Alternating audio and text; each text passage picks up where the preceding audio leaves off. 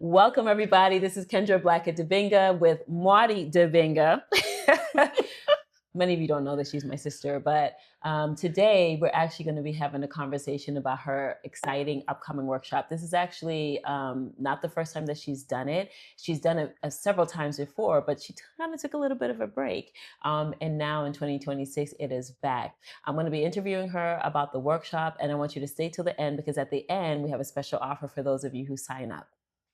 Hey, Mwadi. Hey, Kendra. How are you? I'm fantastic. How are you? I'm doing very well. Now, a lot of people don't know who you are outside of the studio, outside of teaching the Bikram yoga class, taking class. So I want you to tell me a little bit about who you are outside of Bikram Yogaworks. Outside of Bikram Yogaworks, I'm a coach and a trainer. And I focus on working with people, primarily women and young people, on how to live a more authentic, joy-filled life. I've been doing this work for over 20 years now. My first client was myself. As you know, because you know me for a long time, I used to struggle with anger management issues. You don't say. Girl. Yeah. No, I did. My family, our history our parents came from Congo, and there was a lot of bullying coming up, being among the first generation Congolese American in this country. And so just a lot of bullying, a lot of questioning about acceptance and where do we fit in, where we don't fit in. Always this dynamic between how our parents wanted to raise us and life in the real world. And so not knowing how to navigate the space, I just was mad. I was mad all the time. And I realized that everything that I did, including my early career, I used to be a social justice activist. I even realized back then in retrospect that work was fueled by my anger. It was an outlet for my anger. It was okay to be an angry woman doing social justice work because it sort of fit the narrative. Right. And then, I got in my 30s and I was living in New York, I just started getting tired of the physical toll that being mad all the time takes. Right? It just became exhausting. And also, I'm not somebody who likes to apologize. But when you go off on people 24/7 and you're always coming for their throat, you find yourself always having to apologize to people. And I just was very unhappy. And the turning point for me was when I became an aunt for the first time. Because, Talib, our oldest nephew, he's 23, 24 now. And I remember when he was really young, I just wanted to be different. I wanted to be an aunt that he could talk to. I wanted to be an aunt that was fun, but stern and really, really loving with no conditions, with no, you have to do it this way, you have to do it that way. So that's when I started to do my own work on myself, trying to figure out what is the root of all my anger, where's that coming from? And then what tools can I use to help myself? And in helping myself, I discovered a whole career path because I didn't realize that I thought I was the only one suffering in silence, right?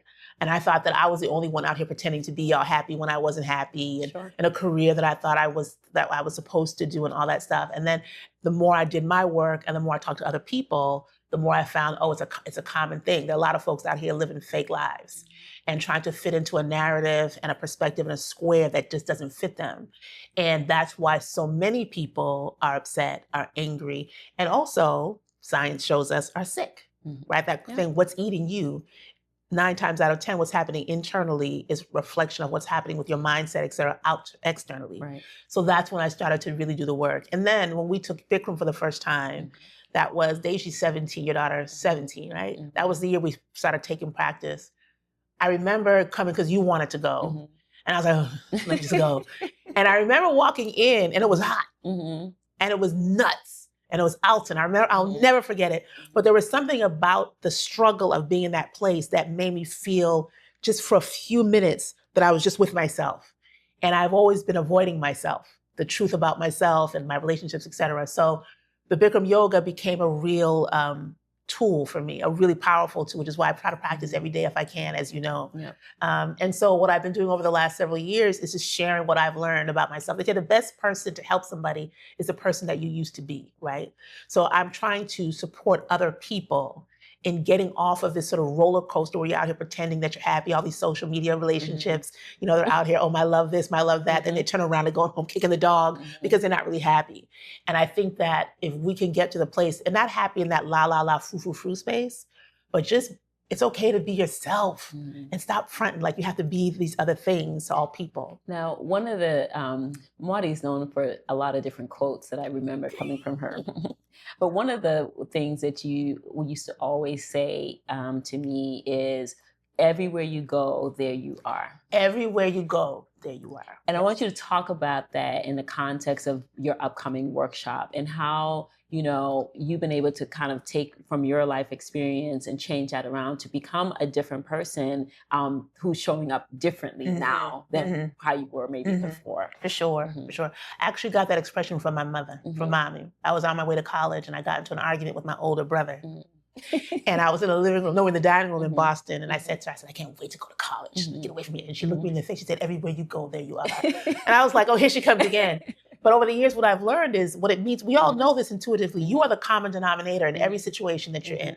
Every relationship, every job, you take you with you everywhere. So if you think that changing your environment solely is going to change your life, we're wrong. Because you can change everything around you, but if you don't change the internal, the mindset, how you see yourself, how you move forward, then nothing is going to change. You're going to keep meeting the same people. You're going to keep being in the same relationships. You're going to keep having the same chronic illness, the same jobs. So what we know is that if you are the common denominator, if you want the world to change, you have to change. And 9 times out of 10, we want other people to change because it's easier for us to wait for them to change. When they get it together, why don't you do and why don't you do? But when you change, everything changes around you. And part of the freedom, there's a price that you pay for that though, right? Because you have to be willing to let everything go and let everyone go. Because once you change and the true authentic person of who you are comes forward, not everybody's going to want to rock with you. That's right. But you have to be okay with that, right? And so one of the things that I've learned, particularly in dealing with women in my age bracket, is that we don't want to let go of the relationship because in this culture particularly, you're defined by your things. You're defined by your spouse or your significant other, by your job, all these external things. And what I've learned through my workshops for myself, all the training that I've done for myself is that when you strip it all down, you take yourself with you. And if you can reframe how you see yourself, if you can reframe how you see the world, you can be happy and joyous in any situation. Whether you have the relationship, whether you have the car, or when you have all those things and they're taken from you. We see people in the world sometimes freak out. We went through this whole thing here with this big furlough and people were feeling very helpless. I know that 2025 was challenging for a lot of people. Mommy passed in 2025. And if we are not careful and we just keep watching the news and social media, we will be lulled into thinking that there's no joy left, that there are no opportunities left, that there are no great things waiting for us to happen. And that's just not the case. So why now? So tell me a little bit about your workshop and why now? I know you took a couple of years off from doing it and offering it in this way anyway. Why now? What was calling you to do it now? My mother passed. Her mother passed in June. And for the last 6 years, I've been her primary live-in physical caretaker with the help of the family, of course. But I was sort of the main person on deck. And I wouldn't change it for anything, but I lost a little bit of myself in that process. And then when she passed and I started to do my work, I'd always been doing my work, but I sort of intensified it. I started to feel this shift in myself. And I feel that there has to be a counter narrative to all the doom, gloom, woe is me that's sort of permeating all aspects of our culture and our society. We all, because we are here, I know it sounds corny, but I believe this to my toes. We have gifts, we have a purpose. And if we want the world to collectively change and raise the consciousness, we have to start with ourselves. You have the right to be happy. You have the right to be joyful. You have the right to be in a relationship or in a job or in a space that makes you feel good about yourself. There's nothing wrong with that. And when you start to live on your purpose and you can radiate that energy, it gives other people the ability and the permission to do the same. So why now? It's because now more than ever. I don't watch the news that much, I don't. And I'm not on social media that much because of, all the things. But there's a feeling in the air of despair and dismay. And if we really want to change things, we can't do it from that energy. So we have to heal ourselves first. Make sure that we are connecting with our joy at first, connecting with our love first. And through being able to do that, we'll be able to make change, like a little pebble, right? The waves that go out. But we you're not here for a long time. But while you're here, don't you want to have a little fun? And don't you want to feel good about getting up in the morning and knowing that all's not lost? So I just feel now is time. Tell me who the workshop is for, when the workshop is, and how people can sign up. The workshop is for women. Mm-hmm. I've only walked on this planet as a woman, so that's the only experience that I can share and learn from. Women of all ages. It's this Saturday the 17th. Mm-hmm. It's virtual, so you can Mm-hmm. you can participate from anywhere from 11 a.m. to 1 p.m. Eastern Standard Time. It's going to be the first in a series that happens over the course of the year, one per quarter. Mm-hmm. And the link will be in the bio. I think we can Mm-hmm. share it on your Yeah. your page. And I'm going to share it on my page. Do you have a website? I do have a Okay, website. what It's is it? MwadiDibingaUnlimited.com. MwadiDibingaUnlimited.com. You can purchase your tickets there for the virtual. And how should people be prepared to come? Just come as you are. Come with something to write with. It is going to be online. Come prepared to have your cameras on. Mm-hmm. And come give yourself 2 hours by yourself. I mean, for real, if you can be in a quiet space by yourself, if you have a journal that you've been writing with, but just come open and ready to receive. Okay. Is there anything else that you'd like the audience to know? Come to Bikram Yogaworks. Come to Bikram. Can I say that? Yeah, you can, of course. I just want to say, I practice everywhere I go. I practice because this practice, Bikram Yoga, is very important to my healing and my health and wellness. But there's something about this place, Kendra, because I just came back. I got back last Thursday, and it's just every time I walk in here, not just the facility is supreme, it's clean, it's beautiful, but there's a community here that I have not found in any. I've practiced on the East Coast, the West Coast, and in the Midwest, and I've never found a community like this. Yeah. And I'm very happy to be part of this community.